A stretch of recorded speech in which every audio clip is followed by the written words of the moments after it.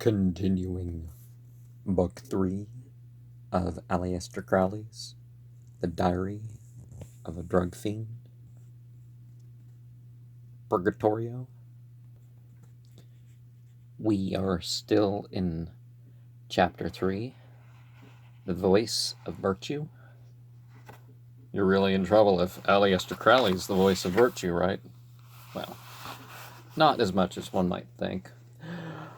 I couldn't see the joke, but it was the biggest joke in the world. "It's really awfully kind of you, my dear Mr. Platt," I said with unction, feeling that I was cast for the star part in some stupendous comedy. "The obligation is entirely on my side," returned my guest. "You have no idea how your kind approval has set my mind at ease." I took another sniff. I was fainting away into an inexpressible ecstasy. I recorked the bottle and put it in my pocket, thanking Platt profusely. "I can't imagine your mind being ill at ease," I went on with a note of irony, which was, however, absolutely genial. "I was friends with everyone in the world. If there was ever a man with a conscience void of offense toward God and man, that man is surely Jabez Platt. Ah, conscious, he said. "You have no idea, Sir Peter, how it has tormented me of late. The moral responsibility, the appalling moral responsibility. Whatever it is," I answered, "you are certainly the man to shoulder it." "Well," he said, "I think I may say without boasting that I trust I have never tried to shirk it. Your approval has absolved me of the last shred of hesitation. I must explain, my dear Sir Peter, that I have always been a poor man. The service of humanity demands many sacrifices from its devotees, and I assure you that in the bottle there lies not only, as I now feel assured, the salvation of mankind from one of its direst dangers, but an enormous fortune." He leant forward and tapped my knee with his forefinger.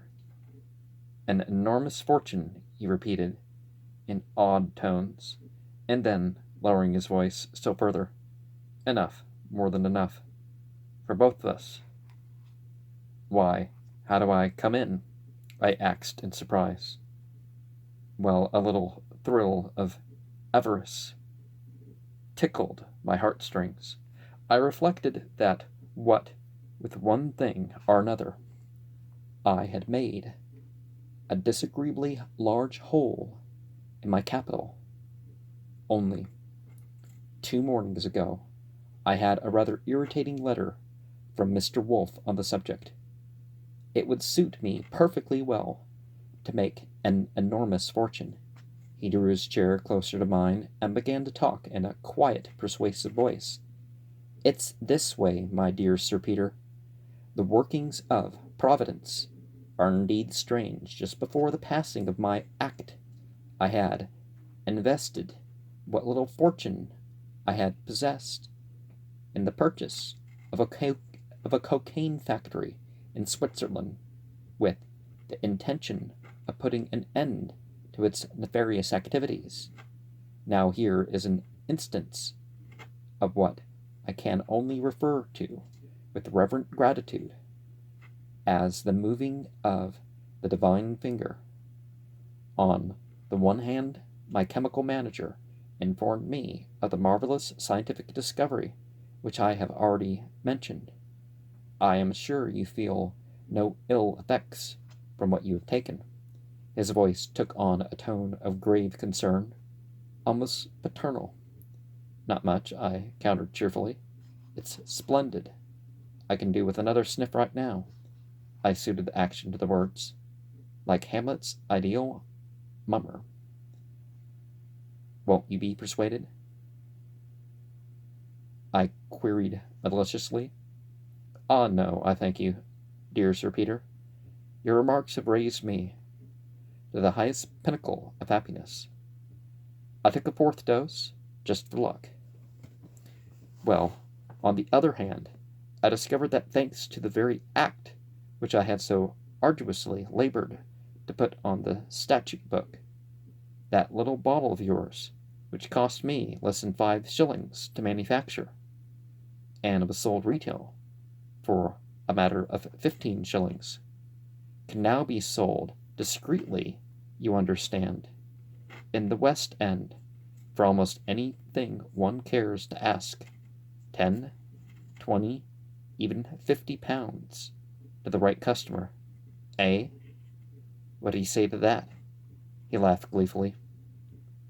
Why, ill-natured people might say I had put through the act for the very purpose of making a bull market for my product. And you save humanity from its follies and vices at the same stroke. The cocaine had cleared my mind. It was like one of those transparent golden sunsets after a thunderstorm in the Mediterranean. I reveled in the ingenuity of Mr. Platt's proceedings.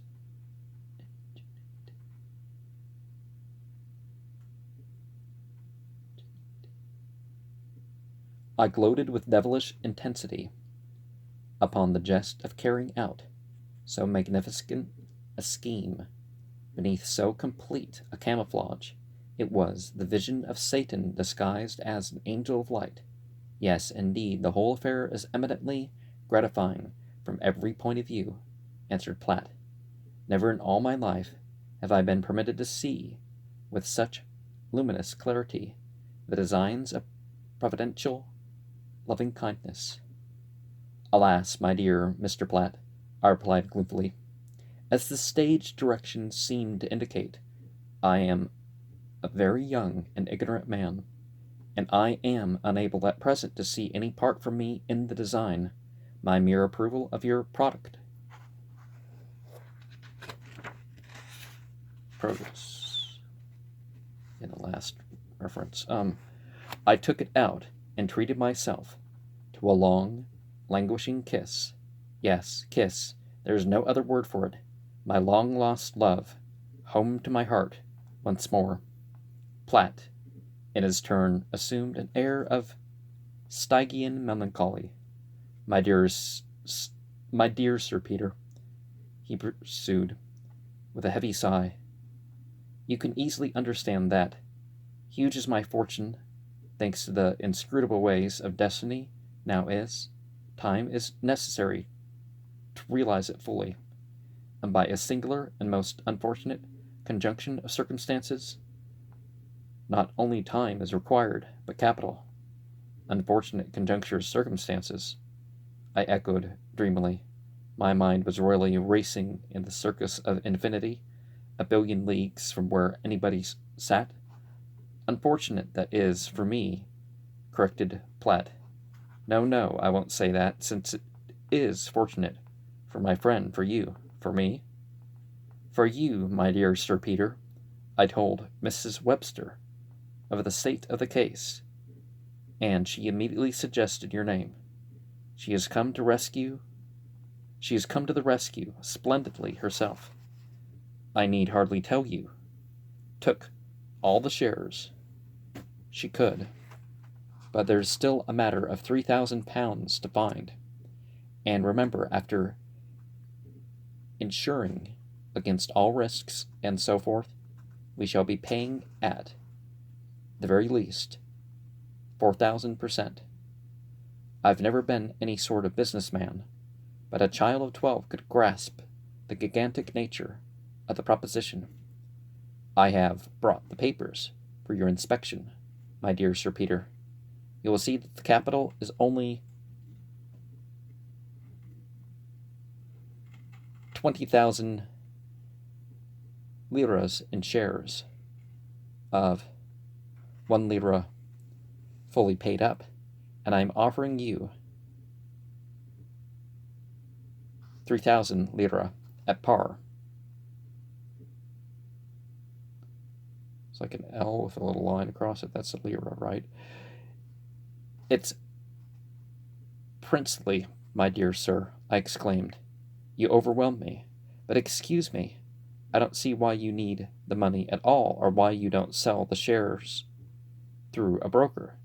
At this moment, Lou popped into the room. It annoyed me.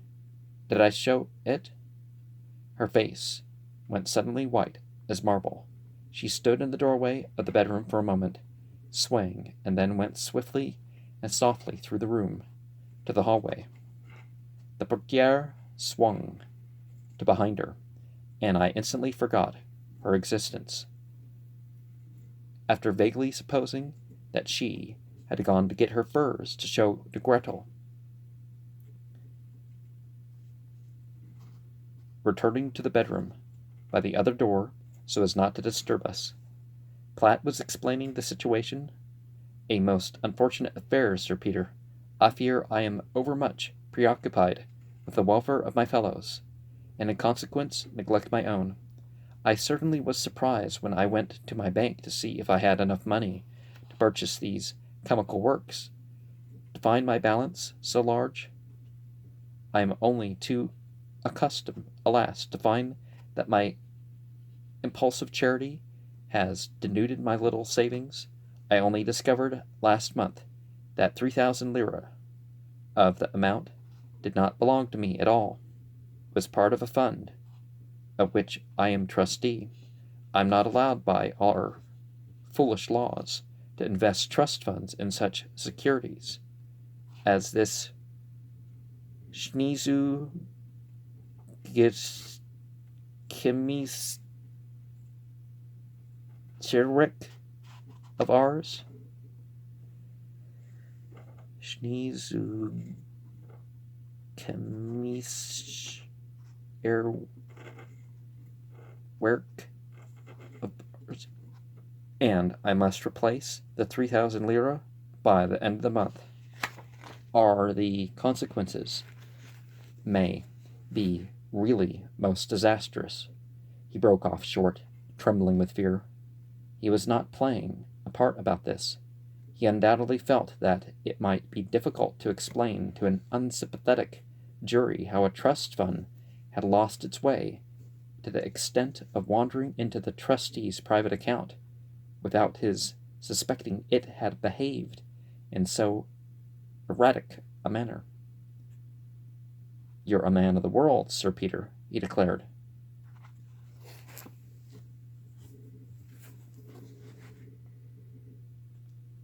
Almost blitteringly. And I feel sure you understand. I'm not altogether a man of the world, as a matter of fact, but whether helped by the cocaine or not, I really did think I understood fairly well what had happened. But why not go to the city? I repeated. They ought to fight like wolves over such a plump little doe as the Schneezug. My dear Sir Peter. He raised his hands in horrified surprise. Surely you realize that it may take years and years to educate the public to appreciate the difference between our pure cocaine, a wholesome household tonic, and the impure cocaine, which is a deadly and deleterious habit-forming drug. Well, it's a habit-forming drug either way, but like nowadays, 30% pure that's pretty bad. It was a lot better back then, but still, there were some issues with cocaine, period, and some of it was how it was made. I felt I could approach you because you are a man of the world and a connoisseur, and to be frank with you, and a connoisseur. Yeah. And to be frank with you, because I took a liking for you the first time I saw you so handsome and splendid with your beautiful young bride. But what, oh what, would people say of it? Became known that Jabez Platt had the majority of the shares in a cocaine factory. My dear Sir Peter, we are in England, remember? I wasn't deceived by any of the nauseating humbug of the scoundrel, but it was evident that his proposal was a genuine good thing. The Schneezug Chemisch work had been paying well enough in the ordinary way when he bought them. I determined to sell the necessary securities and take over the shares. My state of mind was exceedingly complex. My reasons for the purchase were not merely various, but mutually exclusive. For one thing, the satanistic idea of working evil for its own sake. For another, the schoolboy delight in doing things on the sly. Then there was the simple and straightforward money lust. Again, my hatred of hypocrisy had turned into a fascination. I wanted to enjoy a taste of so subtle and refined a vice. On the top of this, there was a motive which really encroached on the category of insanity. On the one side, I was exuberantly delighted to find myself in possession of boundless supplies of cocaine. On the other, I was enraged with mankind for having invented the substance that had ruined my life, and I wanted to take my revenge on it by poisoning as many people as I could. I've encountered that of actual victims, but they're more likely to want to keep that from happening from other people. These ideas were tossed about in my mind like pieces of meat in boiling soup. The fumes intoxicated me. I shook Platt's hand and promised to go down to my bank at once and make the necessary arrangements. I swelled with the delirious pride of the great man of affairs who sees the golden opportunity and grasps it. More crazily still, I enjoyed the sensation of being the generous benefactor to a brother man in misfortune. Platt pulled out his watch. We could drive down at once and have our lunch in the city. Bless my soul, he interrupted himself. I shall never forgive myself for being so rude. I had quite forgotten Lady Pendragon and Mrs. Webster. Oh, they'll be delighted, I tittered. They'll have a horrible lunch on cream buns and watercress, and mince pies and champagne, and go shopping afterwards like good little millionairesses. Like good little millionairenesses. And I've never had wasabi. Sure, I've had horseradish and mustard greens. I've even had the horseradish, mustard green, and watercress, which is supposed to be. I think it tastes better, and I think it's supposed to be closer to wasabi. Now, just that 1% wasabi or whatever in a mix, and you can't tell the difference if there's, But I mean, wasabi where I would know that I was tasting wasabi. No, I've never had wasabi. That's just doesn't really relate. But anyways, but wasabi's expensive anyways. It's like $250 a pound. The root thing that you grind. Yes, indeed, said Platt, heartily and quite genuinely. They're that, all right. As for us, we'll lunch at Sweeting's on oysters and stout, and drink to the prosperity of parliamentary institutions. I laughed at the little joke like a madman, and shouted wildly, Come in, girls, and hear the news. We're all going to be elected to the Diamond Dog Color Club. Gretel appeared in the doorway. She was wearing a worried look, which was perfectly incomprehensible. Where is Lou? she said at once, her shrill voice off-pitch with agitation. Isn't she with you? I snapped back idiotically. A sudden spasm of alarm sent me shivering. What the devil could have happened? Platt was more upset than any of us, of course. He had pulled off a delicate and dangerous intrigue, and at the moment of success he saw that his plan was in some incomprehensible danger. His mind's spyglass showed him a bird's-eye view of the Old Bailey. The fact that there was no tangible reason for alarm only intensified the feeling of uneasiness. She must be hiding for a joke, said Gretel in a hard, cold voice, mastering her anxiety by deliberate violence. We hunted over the apartment, and there was no sign of her, and her fur coat and cap were missing from the hall. I turned to Miss Webster. What happened? I asked curtly. The woman had resumed her mark. She threw a defiant glance at Platt, whose eyes shot a venomous question. I can't understand it at all, she said slowly. She seemed very uneasy all the time. She was in the bedroom. I thought she was missing her dope. If I had any on me, I'd have given her a big jolt. Dummer a cell. I'll never go out without it again so long as I live. I forget what excuse she made. I thought it was just camouflage to go and get her heroin. Silence fell between us. Platt was afraid to say what he wanted to say. I was honestly puzzled. The incident had destroyed the effect of the cocaine I had taken. It's extraordinary how easy it is to break the spell. I went to the Tantalus and poured out 3 brandies, dropping a pinch of snow into mine to make sure of getting back to where I was. Miss Webster had recovered her equipoise, and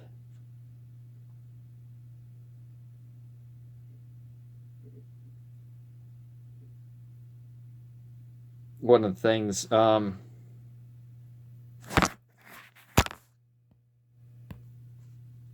but think, if occurrences are states can do away with the high of a drug, can't they bring in the high of a drug? Well, not, like a drug. We're really very foolish children, she said gaily, as she sipped her brandy, making all this fuss about nothing at all. There are 1,001 reasons why she may have taken it into her head to go out. Why, of course, it's awfully hot in there. She probably thought she'd take a turn in the fresh air. Anyhow, you don't have to bother about me. You boys had better get down to the city and do your business. I'll wait here for her until she turns up and spank her hard for frightening us all like this. And the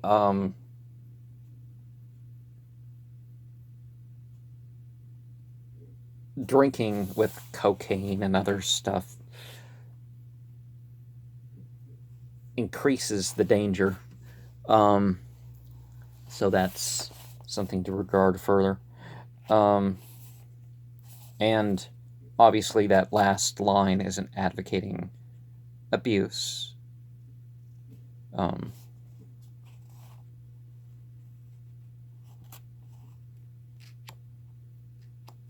It's not about being sadistic, Platt and I put on our hats and coats. We're just shaking hands with Gretel, telling her to order herself a good lunch from downstairs, when we heard the latchkey put into the lock. There she is, cried Gretel gaily. What babies we have been. The door opened, but it was not Lou who came in. It was Maisie Jacobs, and her face was stern and set. She gave 2 quick formal bows to the others, took my hand, and said in a deep, tense voice, "You must come with me at once, sir. Peter. Lady Pendragon needs you. I went white. Once again I had been brought back from a complex chaos of conflicting emotions to the bedrock truth which had been buried so elaborately and so often. The deepest thing in myself was my love for my wife. I resented the realization, and yet I could not bring myself to admit it. I asked, stupidly enough, "Is anything wrong?" as if Maisie's face, to say nothing of her appearance, were not sufficient guarantee of the seriousness of the situation. "Come with me," she repeated. Gretel had been watching the dialogue like a cat. She flash-forked lightning at Platt, thinking that his fears might betray him into saying something irrevocably stupid. "Of course, there's only one thing to be done," she said, hurriedly, summing the psychology of the situation in a brilliant synthesis. "You must go at once, Miss Jacobs, Sir Peter. I needn't say how terribly anxious I feel, but I hope there is nothing really wrong. I'll look in late this afternoon with Mr. Platt for news, and if everything is all right, I won't allow myself to think that it can be otherwise. We can make an appointment for the morning over our business affairs. Don't let's lose any time." I shook hands hastily and slipped my hand into Maisie's arm. She ran downstairs with me, leaving the others to wait for the lift.